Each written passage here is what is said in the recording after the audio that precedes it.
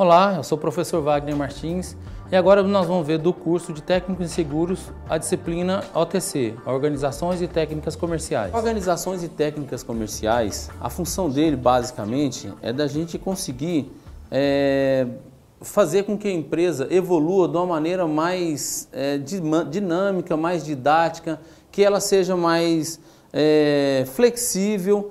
Então a gente começa ao longo do tempo a analisar as empresas. E durante aí, praticamente, a ciência da administração começou por volta de 1900, de lá para cá muitas técnicas foram desenvolvidas. E isso ajuda as empresas a serem mais competitivas, a serem mais rápidas, a não serem tão grandes e terem uma lucratividade maior.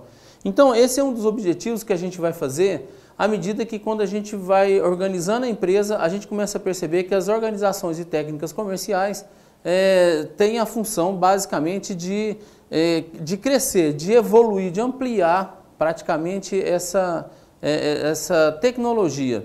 Imagine que você tem um carro de Fórmula 1 e o seu carro é uma das últimas escuderias e praticamente você não anda, não desenvolve nem nada. Se você criar um processo sistemático de melhoria constante, um processo sistemático de qualidade, de motivação das pessoas e tudo mais, você começa a perceber que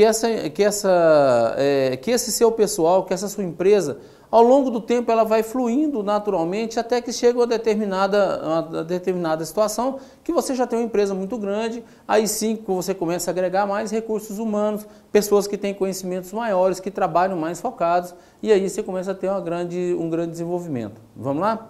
Vamos então começar a apresentação? Boa aula! Basicamente, uma empresa ela faz basicamente duas coisas. Quais são essas funções? Uma das funções dela é vender e a outra produzir. Ora, imagina, se você tem uma fazenda, se você tem uma padaria, se você tem uma empresa de aeronave, o que ela faz para crescer? Ela precisa vender e precisa produzir. Toda empresa, qualquer empresa tem a necessidade de vender e produzir. Por isso, a gente consegue ver algumas empresas que são extremamente agressivas em vendas, são extremamente agressivas em produção, e mesmo assim a gente começa a perceber que, embora elas até cresçam muito por produzir bastante ou vender bastante, né, essas empresas às vezes começam a ter problemas financeiros, bombadas, cheio de gente, o pessoal trabalhando e funcionando, e aí, de repente, ela quebra. Por que ela quebra? Porque, na verdade, o que acontece é que não basta você apenas vender e produzir. Você precisa ter mais recursos que determine para a gente o que vai dar sustentação a essa venda e produção. Você não adianta ser o melhor vendedor do mundo se você não tem os seus recursos que vão dar suporte a essa venda. Não adianta você ser uma pessoa que produz alguma coisa genuína e maravilhosa, sendo que você, na verdade, quando você produz, se você não tem um pessoal te dando suporte nesse tipo de serviço, a sua empresa vai quebrar. Então, presta atenção, não basta apenas você ser um bom vendedor ou você ser um bom produtor. Não adianta você ter uma coisa exclusiva. Se você não sabe vender bem, se você não sabe produzir bem, você é capaz de não conseguir fazer isso de forma correta. Estou me lembrando de um bom exemplo que eu já tive de experiência minha mesmo, aonde, num hospital, eu tinha um médico excepcional que trabalhava muito bem, que era o melhor cirurgião que nós tínhamos no hospital, e ele era assim, uma pessoa extremamente de muito conhecimento, reconhecido internacionalmente, mas não era o que ganhava mais dinheiro. Eu tinha um médico, por outro lado, eu tinha um outro médico, colega dele, vamos dizer assim, que ele desenvolveu uma técnica, não era tão famoso nem nada, e ele desenvolveu uma técnica muito interessante. Olha só, ao invés de você, todo médico, quando você vai a primeira vez, ele cobra de você a primeira consulta. Esse rapaz fez uma coisa diferente, esse doutor. Ele fez a primeira consulta de graça e o retorno você pagava. Ou seja, primeiro você vai ver o que eu vou te falar, eu vou ver se você tem alguma coisa, a gente sempre tem alguma dúvida, e aí, se você tiver alguma coisa e gostar do meu serviço, você retorna e me paga. praticamente ele fica cheio o tempo inteiro. A quantidade de atendimento dele é uma coisa assim violenta. E o outro médico, que tem vários títulos, que sabe produzir muito bem, que tem várias técnicas de cirurgia e etc, etc, etc. Tem um atendimento razoável. Então não quer dizer que você basicamente, se você sabendo produzir bem, você tendo muito conhecimento, ou você saber vender bem, vai garantir que você vai fazer um trabalho melhor. Vamos voltar para o nosso caso, né, para a gente falar melhor na questão da administração dos recursos. Então, quais são esses recursos? Meus recursos, eles são recursos humanos, que a gente já ouviu falar bastante, né, sobre os recursos humanos. São recursos materiais, patrimoniais, são recursos financeiros, são recursos tecnológicos. Esse que, na verdade, que vai dar sustentação ao seu negócio. Não adianta você, por exemplo, ter uma boa venda se você não tem um pessoal de recursos humanos. É muito comum, às vezes, você chegar numa empresa e falar assim, você chega no imobiliário e fala assim, olha, eu quero alugar uma casa, ninguém me atende. E fala assim, ixi, é porque o salário aqui é muito ruim. A senhora não faz ideia como é que o dono aqui é ignorante. Então, essas coisas, entendeu? Você está basicamente trabalhando a administração dos recursos humanos. Recursos financeiros, a mesma coisa. Se eu não tenho dinheiro, se eu não tenho capital de giro, como é que eu vou dar sustentação a vender bem e produzir bem? Qual é o interesse disso aqui? Bom, como é que eu calculo um capital de giro? Isso é outra ciência. Isso é outra ciência que engloba aqui a gente. Se eu não tenho tecnologia, como é que eu vou fazer sem tecnologia? Por exemplo, se eu não tenho um trabalho de SMS, se eu não faço meio marketing, se eu não utilizo essas metodologias, se eu não uso um Facebook, alguma coisa assim, eu fico atrás e aí para mim fica bem mais complicado eu ter contato com esse meu pessoal. Recursos materiais, eu preciso ter celular funcionando bem, eu preciso ter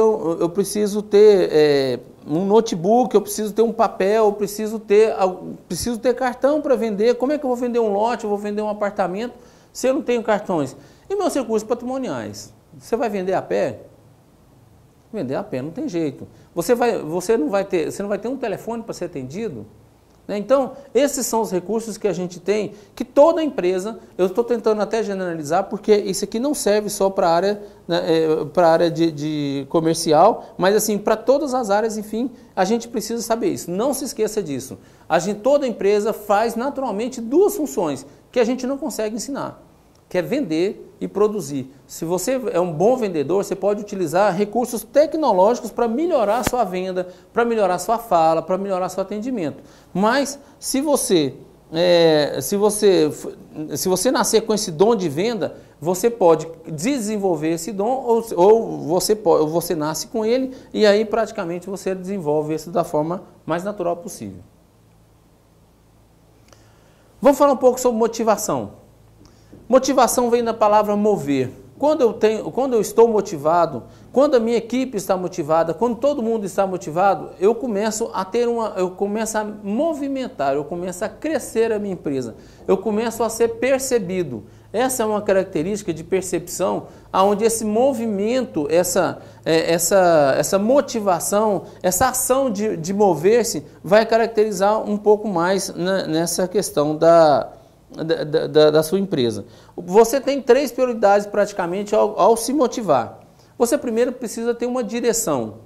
O que é uma direção? Você precisa ter um foco. Hoje em dia fala-se bastante em foco e a ideia é você ter o foco como a direção. Olha, eu estou motivado para fazer o quê? Qual é o meu negócio? Eu vou mexer com aluguel? Eu vou mexer na área rural? Eu vou mexer na área predial? Então, olha, se eu tenho foco, se eu estou focado, se eu estou motivado para esse lado, assim, eu tenho uma grande chance de melhorar. Se eu começar a achar, sabe assim, que eu tenho uma lojinha, que eu quero montar uma banca de jornal, que eu quero montar uma imobiliária, que eu quero fazer tal coisa, e etc, etc, etc, não vai virar. Então, quer dizer que eu preciso ter uma direção, você precisa ter um foco. A gente tem um ditado muito interessante, que a gente fala que quem corre atrás de 2 coelhos acaba pegando nenhum. Isso é o exemplo de uma pessoa desfocada, certo? O outro passo é a intensidade.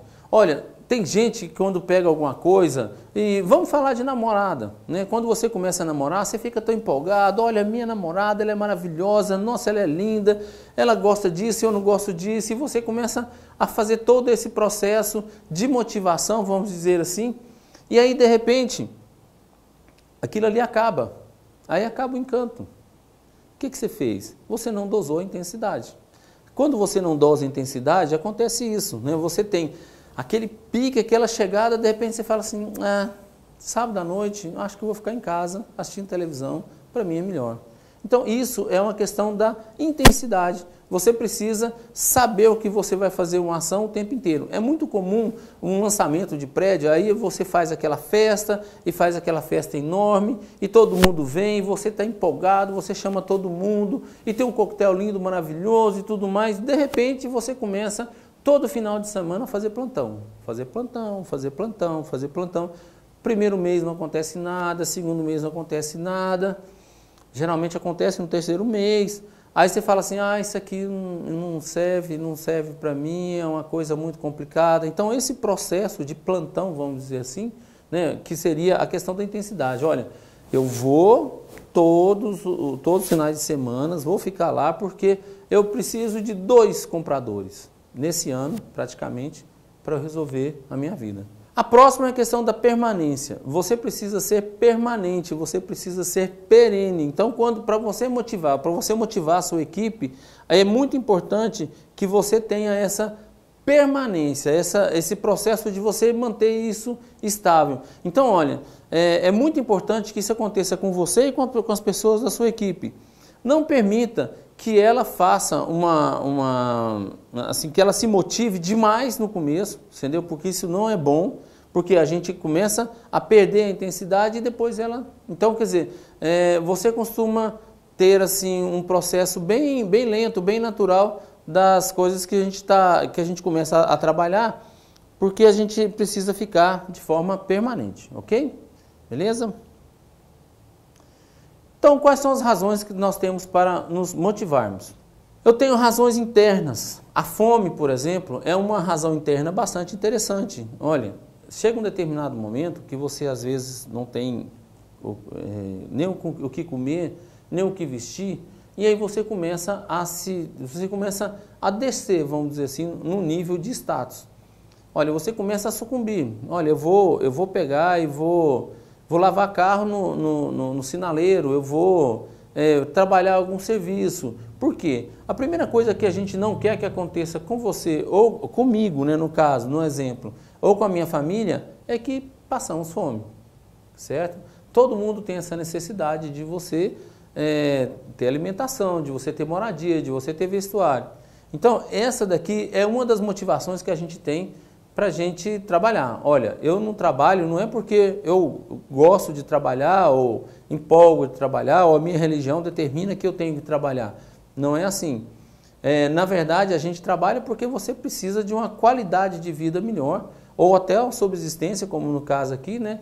E por isso a gente começa a ter essa motivação.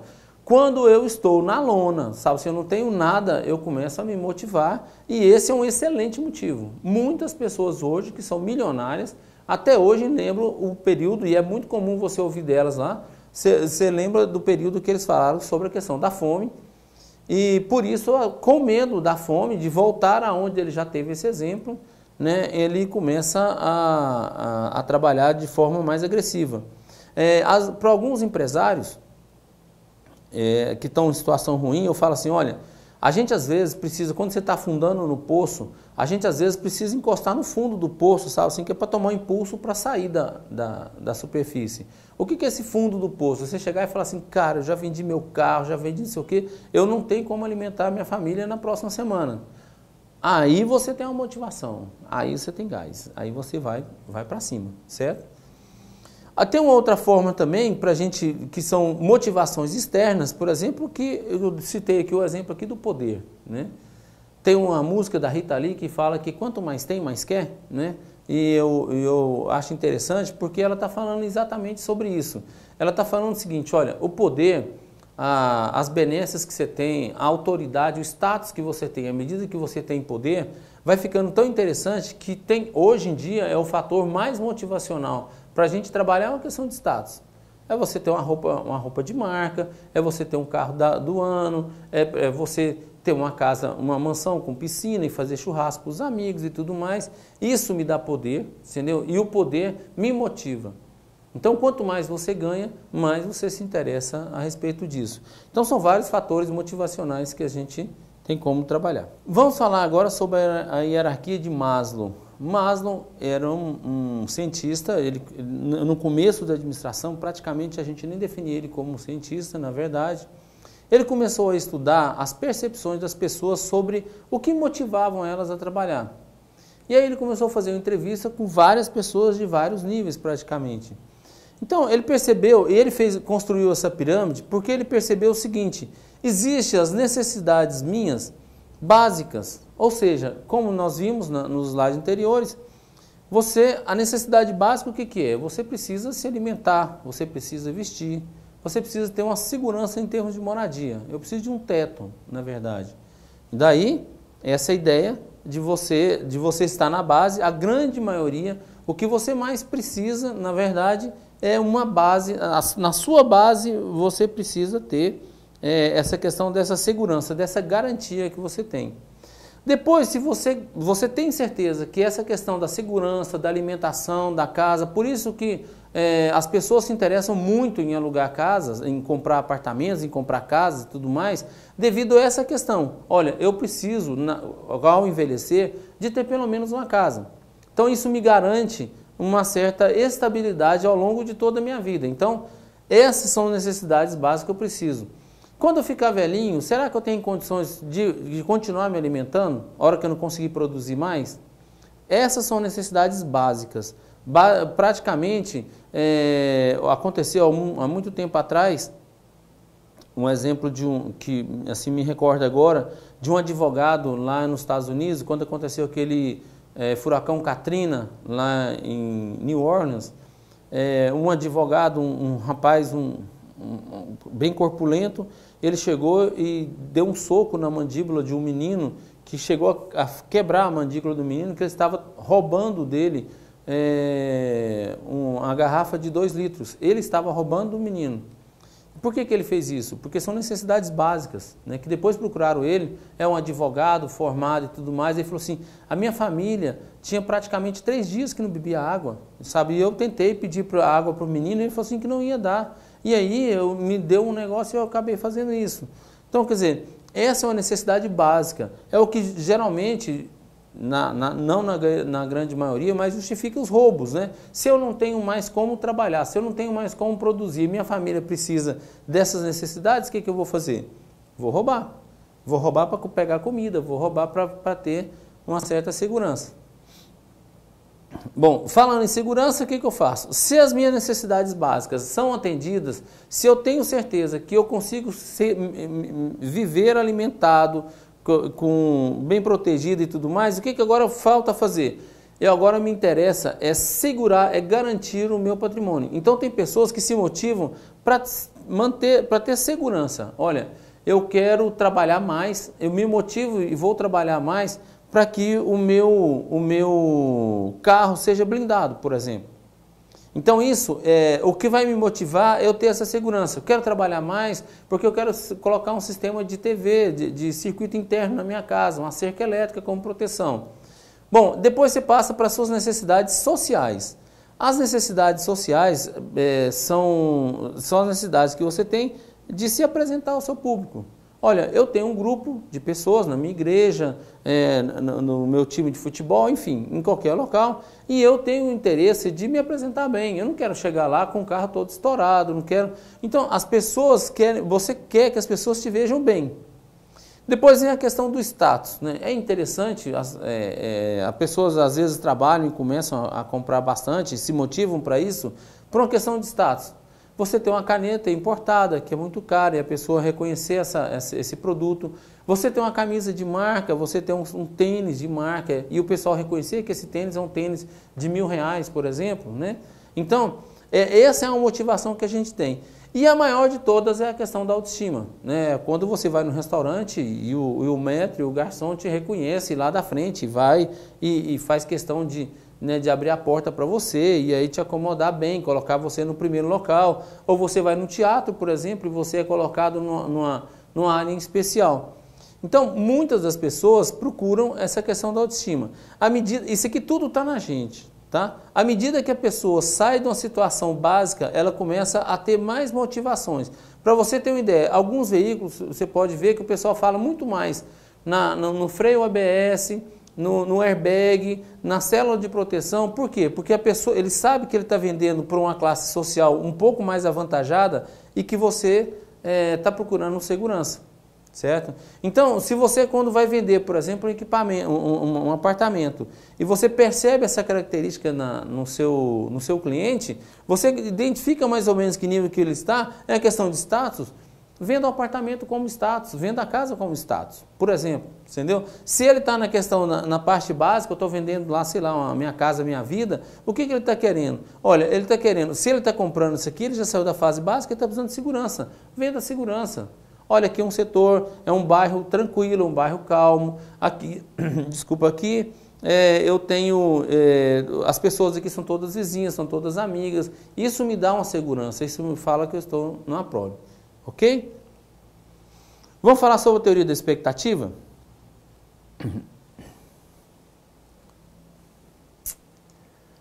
A teoria da expectativa diz o seguinte, que o desempenho é proporcional ao meu esforço.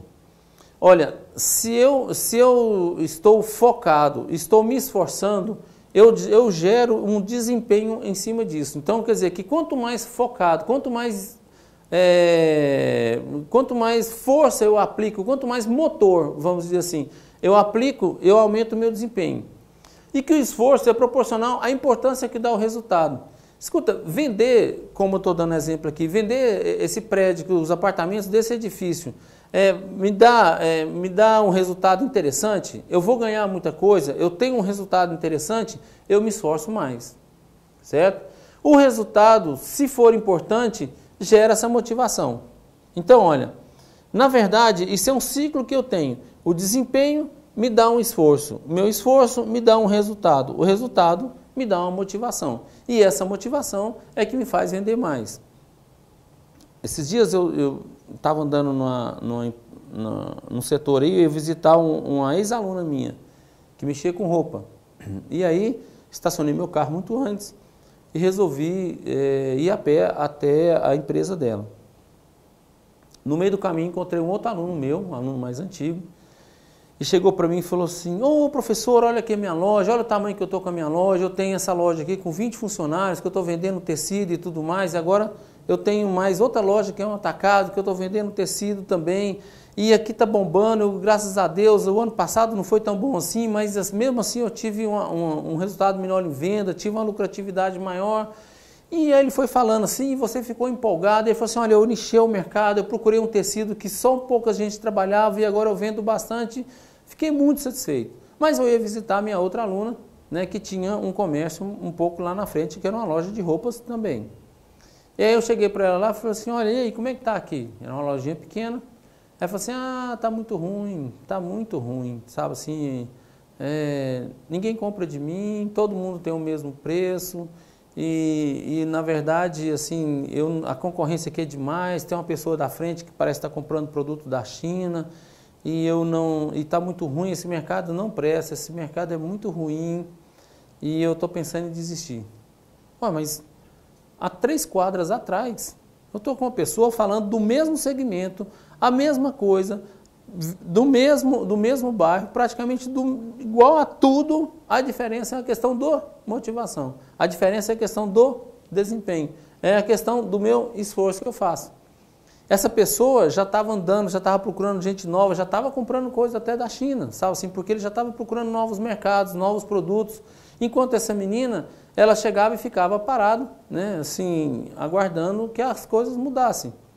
Olha, se eu não tenho esforço, na verdade, né, eu não vou ter motivação, não vou ter resultado, e aí, enfim, essa é a teoria da expectativa. Então, quando você gera uma expectativa, quando você tem um foco, né, você está motivado, aí sim você consegue fazer fazer com que os seus resultados sejam bem melhores. Vamos falar sobre tipos de grupos. Os tipos de grupos são interessantes para a gente definir como é que você vai levar a sua empresa, ou como é que você vai levar o seu negócio. De um lado, eu tenho um grupo que são chamados meus grupos formais. O que são grupos formais? Olha, eu tenho uma formalidade no atendimento. Eu tenho um conselho, eu tenho uma diretoria, eu tenho uma presidência, eu tenho os meus departamentos, departamento financeiro, departamento fiscal, enfim. E aquilo ali está muito bem definido porque são controles formais. Numa estrutura formal, que às vezes há necessidade de você tem a coisa extremamente rígida. Uma pessoa lá do contas a receber não pode falar com o financeiro. Ela tem que falar primeiro com o gerente de finanças, que vai falar com o diretor financeiro, que vai falar, por exemplo, com o presidente. Então, ele não pode chegar direto e dar, a gente chama de bypass, né? Bypassar e chegar no presidente e falar assim, presidente, a gente não tem dinheiro mais para receber. Essa é uma estrutura formal, ela precisa ser assim devido à quantidade de pessoas e tudo mais. Por outro lado, a gente tem uma estrutura que é informal. Uma estrutura informal, eu estou dando um exemplo aqui da família, né? Onde a informalidade impera. Ou seja, é quando você chega e fala assim, mãe, eu posso ir para o cinema? Ela fala assim, não sei, pergunta para o seu pai. Aí você chega e fala assim, pai, eu posso ir para o cinema? Ele fala assim, não sei, pergunta para sua mãe. Aí o que você faz? Você chega e fala assim, mãe, meu pai falou que pode. Ela, então pode. Quer dizer, a informalidade, às vezes, te dá uma flexibilidade muito grande, entendeu? Mas tira, nesse exemplo aqui, ele tira o controle. O controle. Então, por mais informal que seja um exemplo da família, o ideal é que você chegue para sua esposa, para o seu marido, enfim, e chegue e fala assim, olha, educação, alimentação, sou eu que falo. Lazer e etc, etc, é você que fala. Então, se você determina isso, você está criando uma certa formalidade numa estrutura que deveria ser informal, certo? Então, essa formalidade às vezes é necessária. Está lembrado da benção? Que a gente chegava e pedia benção aos nossos tios, aos nossos pais? A benção é uma forma de você bater continência, né? É uma forma de você explicar que, olha, embora seja uma coisa bem leve, bem suave, bem tranquila, todo mundo aqui no sofá e tal, a benção fala que, na formalidade, quem é o chefe, né? Ou as pessoas que são cabeças daquela estrutura, ok? Então, a gente precisa definir esses grupos segundo esse processo.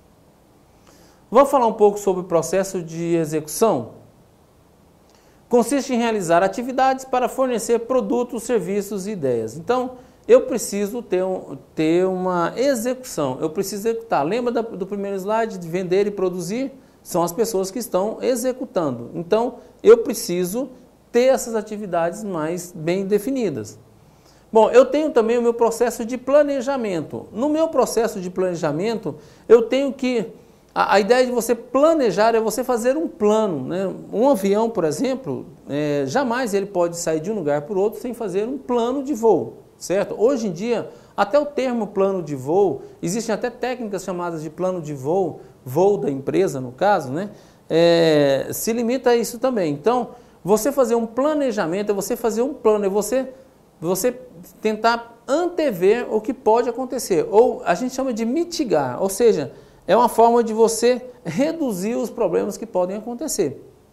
Por exemplo, no próximo ano, vai ter inflação ou não vai ter inflação? A gente vai ter ainda um aumento grande de venda no mercado imobiliário ou não vai ter essa venda no mercado imobiliário? Como é que vão estar as pessoas? Então, eu preciso fazer um planejamento e antever essas coisas antes da minha execução.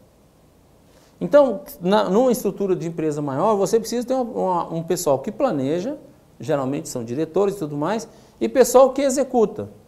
Então, é muito comum você ouvir um cargo que fala assim, olha, aqui tem um diretor executivo, né, ou um diretor de planejamento. O diretor executivo, ele executa as coisas. Então, ele está lá para resolver, para fazer as coisas acontecerem, para vender e para produzir, certo? Um diretor de planejamento, que pode ter várias definições, ele tem a ideia de quê? De ficar direcionando e apontando para onde a empresa vai. O outro é um processo de controle. Bom, se eu planejei algumas coisas e tem alguém executando, essa pessoa está executando exatamente da forma que eu planejei? Se não está, por quê? Porque falta Controle. E aí, nesse controle, você vai ouvir algumas ciências, como a questão da gestão da qualidade, né, que a função dela é controlar, ela normatizar, ou seja, colocar norma praticamente em tudo. A norma define uma questão de controle. Como é que é o procedimento de compra dessa empresa? Primeiro você pega um documento tal, solicita a compra, vai no estoque. Então você tem todo um processo de normatização. Em cima desse controle aqui, eu começo a ver o seguinte, olha, o pessoal está fazendo exatamente o que foi definido? Esse controle hoje, a gente tem várias técnicas, tem várias ciências em cima disso, balança scorecard, KPI e por aí vai. Todas essas técnicas servem para quê? Para atender o que foi planejado e para que a execução faça de forma correta. Então, olha, aqui também eu tenho uma hierarquia, dessa forma é uma pirâmide de cabeça para baixo, onde a execução é o último. Quanto mais você planeja, né, menos você tem custo para se executar, certo? Isso é uma máxima. Então, se você planeja e tenta analisar, antever, vamos dizer assim, tudo que pode acontecer, então você tem uma característica que você vai reduzir bastante os seus custos, reduzir bastante os seus riscos. Para que você tenha certeza que o que você planejou, que você anteviu, você vai fazer esse controle, você precisa analisar, a gente vai executar esses controles, ok? Vamos falar sobre a questão de um plano de negócio. Bom, então a gente está falando de planejamento, e aí no caso do planejamento a gente vai falar um pouco sobre a questão do plano de negócio. Um plano de negócio tem as etapas. Vamos supor então que você quer montar uma imobiliária. Então, a primeira coisa, a gente estava falando no slide anterior sobre a questão do planejamento, do controle, etc, etc, etc. Vamos planejar o nosso negócio, certo? Então, nesse planejamento é tão sistematizado, é tão controlado essas áreas que a gente começa a falar então sobre em etapas. Qual é a primeira etapa? Isso é sistematizado, isso é controlado. Então, você vai chegar e falar assim, olha, agora é a fase 1, que é a fase da ideia. Vamos supor que eu estou pensando aqui, vou imaginar aqui que eu estou querendo montar uma imobiliária, certo? O que você tem que fazer? Quais são os meus talentos? Quais são as pessoas que têm conhecimento nisso que poderia trabalhar comigo? Que tipo de imobiliária que eu vou fazer? Eu vou fazer uma imobiliária convencional? Ou ficar, a gente chama, no lugar comum, certo? Ou eu vou fazer, por exemplo, então assim, eu vou fazer o quê? A ideia é você pesquisar quais são os tipos de imobiliária, quais são as pessoas que vendem, como é que vende, e aí você tem assim uma envergadura enorme de imobiliárias que não trabalham com convencional, que talvez pode ser que seja que você tenha uma ideia e fala assim, rapaz, eu vou montar isso. Então, para você ter uma ideia, eu conheço imobiliárias que eles compram a mercadoria, que eles têm os imóveis aqui nesse país e só fazem propaganda e vendem só em outros países e vice-versa. Então eles compram, eles têm empresas, têm prédios, edifícios, casas, enfim, no Canadá, nos Estados Unidos, em Portugal e etc, etc, etc. E aí montaram imobiliária que só faz isso. Olha, se você quiser mudar de país, né, eu tenho a sua casa lá, eu tenho um processo desse. Isso é uma ideia, tá? Isso é uma ideia. Eu estou assim, dando sugestões, não são sugestões, na verdade, assim, eu estou assim, imaginando se eu fosse montar uma imobiliária, certo? Então, a minha tendência é sair do lugar comum, ok? Depois a gente vai para avaliação e estudos preliminares. O que eu vou fazer? Bom, vamos supor que agora vou pegar essa linha, que eu resolvi montar uma imobiliária que eu vou vender casas para brasileiros lá na Europa, certo? Então, eu tenho esse processo. O que eu vou fazer? Agora eu começo a fazer avaliação desses estudos. Vamos fazer pesquisa? Tem muita empresa que faz isso aqui no Brasil? Bom, sem pesquisa agora, imaginando aqui, acho que não, não deve ter muitas, mas com certeza tem. Vou procurar. Na minha cidade, na cidade que eu estou agora, nesse momento, entendeu? Tem alguma pessoa que faz isso? Não, talvez não. Eu acredito que eu não me recordo de nenhuma. Bom, então, olha, a minha ideia da fase 1 está começando a ficar interessante. O que mais eu posso analisar? É difícil fazer isso? Que legislação que eu tenho? Aqui tem um cartório de registro de imóveis. Lá tem um cartório de registro de imóveis também. Como é que funciona esse sistema de compra e venda? Como é que funciona esse negócio de eu depositar o dinheiro aqui e cair lá e a pessoa passar para mim? Qual é a garantia que eu tenho? Então são todos processos que eu imagino. Tem concorrência? Ah, eu sei que lá em São Paulo tem uma empresa que faz isso. Vou lá em São Paulo, visito a empresa, vejo como é que eles trabalham, qual é a forma, quais são as dificuldades, e aí eu começo então a ter estudos preliminares. Vamos para outra fase. Eu vou preparar o meu negócio, eu vou descrever, vou colocar tudo na minha empresa, certo? E vou falar assim, olha, qual que é a missão dessa empresa? Para que ela serve? Ela vai fazer o quê? Qual é a visão que eu tenho dela aqui para frente? Quais são os meus fatores críticos de sucesso? Quais são os departamentos que eu preciso? Eu vou precisar ter um vendedor lá, ou um captador lá na Europa, que seja. Eu vou precisar ter um captador aqui. Qual é o perfil de cliente que eu quero ter? Qual é a faixa financeira que eu vou querer fazer em cima disso? Então, tudo isso aqui tem que estar descrito. Qual é o meu produto? Vender casas, lotes da Europa para brasileiros. Ok, então está definido. Mais uma vez, isso aqui eu estou só pegando esse exercício aqui para a gente imaginar como um plano de negócio, ok? Quarta etapa, eu vou fazer a implementação. Aí sim, eu vou no contador, vou registrar minha empresa, vou abrir minha empresa. Na etapa anterior estava tudo descrito, quantas pessoas, se eu vou ter um site na internet, se eu vou ter uma secretária para me atender, se eu vou ter mais gente, a quantidade de dinheiro que eu vou ter que investir, como é que eu vou fazer, quando é que eu vou viajar, como é que eu faço para levar o meu cliente, às vezes o cliente tem a necessidade de ver a casa. Então você tem todos esses negócios que já foi feito nessa preparação do meu negócio. Aqui eu preciso executar. Então aqui a minha empresa funciona. Então olha, das 5 etapas, 3 eu estou só antevendo o meu negócio, tá certo? As 2 eu estou executando. Finalmente, eu começo a entrar. Depois de você, lógico que no começo você fala assim, nossa, eu queria vender lote baldio lá na Europa, e isso não dá certo, sabe assim, porque a pessoa tem que ver e tal, não vamos vender mais lote. E eu queria vender apartamento também, mas apartamento tem uma legislação que não permite, não vou vender mais apartamento.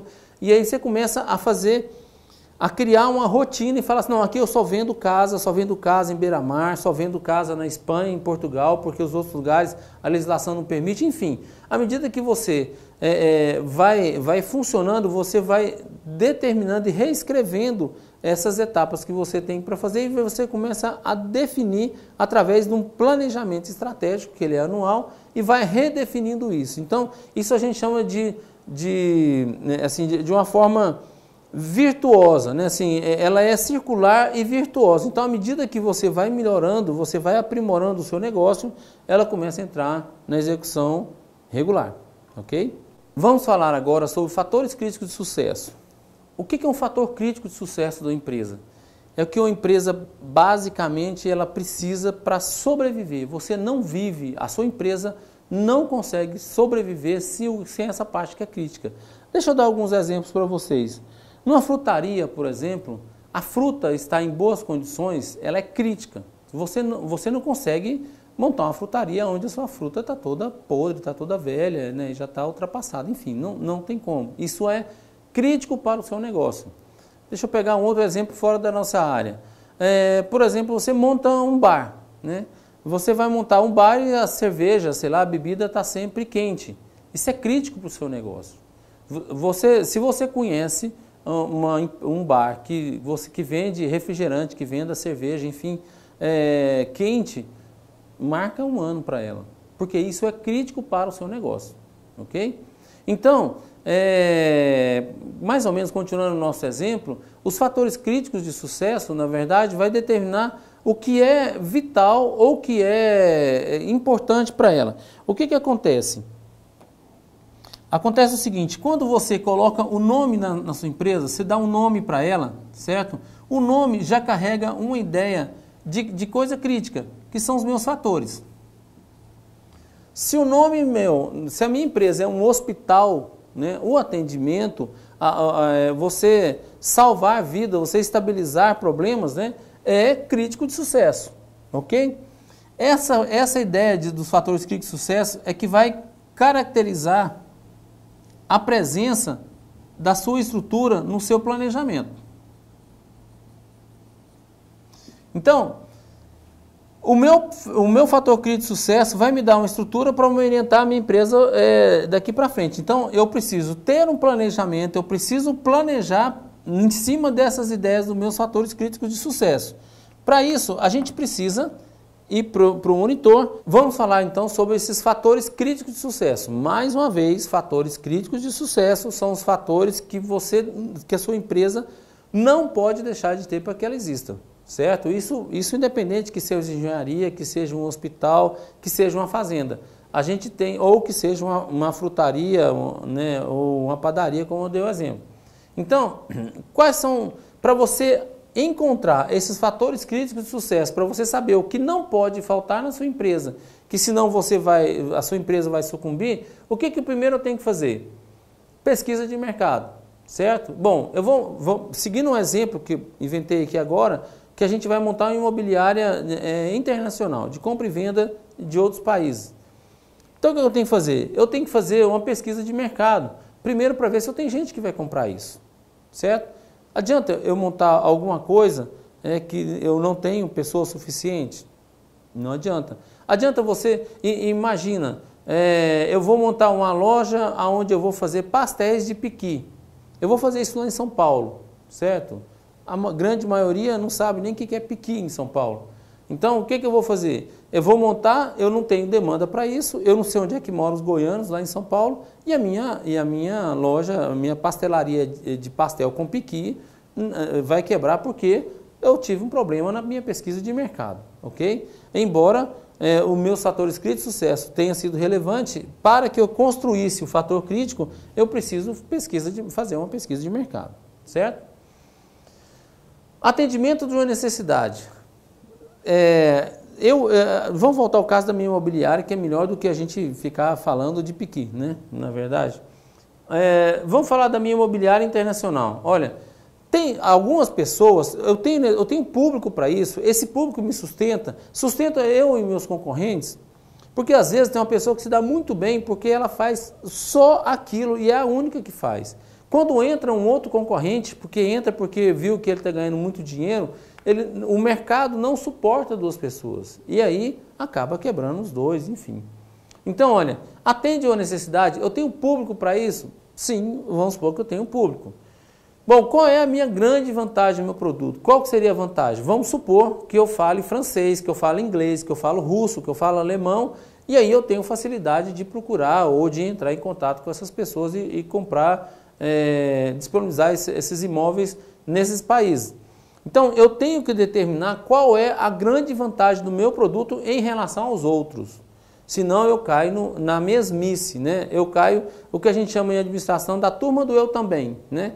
Você faz alguma novidade, eu também faço. Você faz uma divulgação no Instagram, eu também faço. Eu faço uma divulgação no Facebook, você faz a divulgação no Facebook, eu também faço. Então, quer dizer, quem vai ganhar, quem vai ganhar mais é a pessoa que fez a propaganda primeiro no Instagram. Quem vai ganhar mais é a pessoa que mandou o e-mail marketing primeiro. Os outros, eu também. Vai fazer também, mas assim, essa novidade começa a cair no ostracismo e depois começa a ficar antipática, de tanto que o pessoal faz. Então, você tem que apontar a vantagem do seu produto. Qualidade e preço adequado no lançamento. Bom, se eu estou fazendo um lançamento, aí no caso na questão imobiliária isso é muito importante, né? Olha, esse preço está adequado para o público-alvo, eu estudei o meu mercado, eu vi quais são as necessidades, eu vi qual é a vantagem do meu produto, por exemplo, a localização, para algumas pessoas é vantagem, outras nem tanto, sempre vai ser assim, e aí tem a questão da qualidade do produto e o preço adequado. Esse preço está adequado? Então, são técnicas que a gente utiliza para que eu monte esse fator crítico de sucesso, ok? E por último, vamos fazer uma escolha, ver a escolha dos canais corretos de distribuição. O que são canais de distribuição? Canais de distribuição são aqueles canais, são veículos onde você vai vender esse seu produto. Se for uma imobiliária, a gente está, mais uma vez, imaginando uma imobiliária internacional, quais são os meus canais? Quais são as minhas formas de vender esse meu produto? Bom, internet seria uma delas, mas eu poderia contratar uma pessoa em cada país para procurar um imóvel ideal para que o meu cliente necessite aqui. Então, meu canal de venda pode ser um canal de venda de pessoa, um vendedor basicamente vai lá, um captador no caso, né? Pode ser o outro canal de venda que seria um e-commerce no caso, eu poderia anunciar as casas e a pessoa vai lá e fala, gostei dessa casa lá no Canadá, estou indo mudar para o Canadá. Enfim, esses aqui é o que vai determinar para você montar o seu fator crítico de sucesso. Foi o que nós vimos lá no quadro. O fator crítico de sucesso é o que vai determinar o planejamento. Então, o que é crítico de sucesso para um açougue? O que é crítico de sucesso para uma padaria? O que é crítico de sucesso para uma frutaria? O que é crítico de sucesso para um corretor de imóveis? Certo? Você monta seguindo esse sistema, ok? Vamos falar um pouco sobre gestão de projetos. Gestão de projeto é uma característica que você tem para você executar esse serviço, que ele só é feito uma única vez, tá? Então, para você fazer uma gestão de projeto, você vai executar somente uma vez. Por exemplo, o lançamento de um edifício, de venda de apartamentos, ou um loteamento, por exemplo. Você vai lançar esse loteamento somente uma vez na vida dele, certo? Então, isso se encaixa perfeitamente em gestão de projetos. Gestão de projetos, existem várias certificações internacionais. Hoje em dia é uma técnica, é uma ciência que está assim, bombando no mundo inteiro, e a área de gestão imobiliária está começando a identificar essa questão de gestão de projeto. A ideia da gestão de projeto, então, o que é? Se ela é uma única vez, ela é um único projeto. E aí, como é que eu vou fazer para montar esse projeto? Nós vamos ver agora, né, no monitor, como é que são essas etapas e como é que, mais ou menos, a gente faz a gestão de projeto, que é só uma introdução sobre a ciência, obviamente. A gestão de projeto, então, são tarefas especiais, como eu disse, é uma única vez, que fogem da rotina das atividades funcionais. Então, olha, se você tem um supermercado, por exemplo, você não pode fazer gestão de projetos no supermercado. Por quê? Todo dia a rotina se repete. Então, as coisas que são rotineiras, inclusive na sua própria empresa, tudo que é rotineira não serve para projetos. Tá? Essa é uma condição sine qua non, quer dizer, só pode existir dessa forma. Lançamento de um veículo é um projeto. Embora a produção seja repetitiva, o lançamento é um único. Lançamento de foguete, já que eu estou falando de lançamento, é um projeto. Fazer um filme é um projeto. E por aí vai. Então, em cima desse processo aqui, da gestão de projeto, dessa característica, eu tenho a ideia de que eles são únicos e que eles não se repetem. Não vão se repetir jamais, ok? Ele tem de forma determinada, começo e fim determinados em fases. Vamos dar outro exemplo para vocês. Eu vou construir um estádio para a Copa do Mundo, certo? É um projeto? Sim, é um projeto. É um projeto porque ele é único, eu vou fazer um único estádio, ok? Se eu vou fazer um único estádio, eu posso fazer ele em fases. Como é que são essas fases? Essas fases são determinadas, que a gente vai ver no slide a seguir. Elas são determinadas e ela tem um certo movimento. Então, eu tenho a abertura do meu projeto e eu tenho que ter o final do meu projeto, certo? E aí, por exemplo, no caso do padrão de gestão de projeto, de uma certificação chamada PMBOK,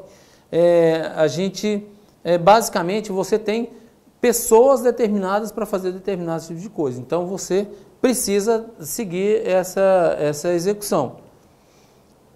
Então, esse é um processo inicial. É mais ou menos assim, as fases dela, ela vai ser passada da seguinte forma. Eu tenho a questão da inspiração. O que é inspiração? Lembra da ideia? Da ideia que a gente tinha antes? Bom, eu tenho a fase da ideia. É um projeto? Vamos dar um exemplo aqui que a gente vai fazer uma gestão de projeto para venda de um edifício. Estou vendendo um edifício. Então a gente senta todo mundo, as pessoas mais técnicas, e a gente vai fazer o processo que a gente chama de inspiração. Olha, como é que nós vamos lançar? A gente poderia chamar aí um ator famoso para vir aqui fazer o lançamento, não sei, talvez vai ficar muito caro. A gente poderia chamar uma banda de música da Polícia Militar, por exemplo, não sei. A gente poderia talvez, enfim, aí você começa a ter esse processo de inspiração, né, e começa a captar esses processos todos. Depois aí você tem uma ideia formada. Olha, lembra que o processo é o mesmo do plano de negócio, né? Então, um projeto não deixa de ser um plano de negócio. Então, olha, aí depois da parte da inspiração, bom, determinamos. O que ficou determinado? Que a gente vai botar um carro de som, vai botar um pula-pula, vai botar um palhacinho, que a gente vai anunciar isso na rádio, na televisão e vamos distribuir flyer na cidade, ok?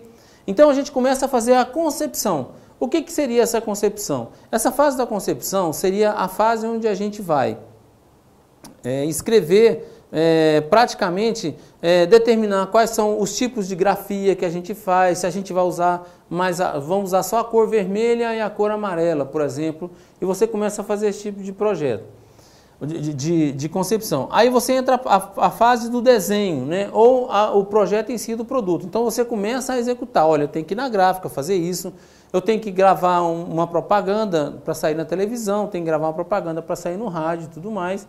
E aí você começa a fazer, a desenvolver todo esse processo. E aí sim, finalmente você entra na fase do desenvolvimento. Então, você começa, olha, o volume de recursos que você tem aqui, ele vai aumentando, né, à medida que as fases vão aumentando. Então, aqui eu gasto pouco dinheiro, poucos recursos. E aqui, à medida que eu vou entrando na fase da execução em si, aí assim eu já estou a pleno vapor financeiro e material. Está lembrado lá do primeiro slide? Os recursos materiais, patrimoniais, tecnológicos, eu estou gastando nele a todo vapor nessa fase daqui, ok? Que é a fase onde eu entro com execução propriamente dito. Lembra da questão da necessidade do controle? Lembra quando o pessoal falava assim, olha, o estádio aqui para a Copa está em 93% concluído. 93%? Como é que ele sabe que está em 93% e não é 94%? Porque essas fases, elas são perfeitamente medidas e executadas, certo? E aí, finalmente, a gente entra nessa parte da entrega do desenvolvimento. Então, quer dizer, eu fiz o desenvolvimento, controlei perfeitamente, fiz todas as minhas fases que eu tenho, e aí depois eu entro no processo de entrega. O que eu tenho que fazer para entregar um navio, para entregar um prédio, para entregar uma questão de uma venda, por exemplo, comercial? Olha, a fase da entrega você tem que começar a reunir, sentar com o dono do edifício que te chamou para fazer esse empenho, né? E você senta e fala, olha, fechamos quase todos os apartamentos, nós tivemos que fechar num preço um pouco mais em conta, não era aquilo que você queria, porque nós fizemos uma pesquisa de mercado, enfim. Você começa a fazer a entrega desse projeto, e nessa entrega desse projeto a gente começa a desacelerar, né? E aí o projeto se encerra e ele nunca mais vai acontecer, certo? Assim, você não pega um prédio pela segunda vez para fazer o lançamento dele, nem para vender os apartamentos dele novamente. Então, assim, você não pega um loteamento e vai vender esse loteamento 2 vezes seguidas. Então, o projeto, na verdade, ele tem esse processo como um todo.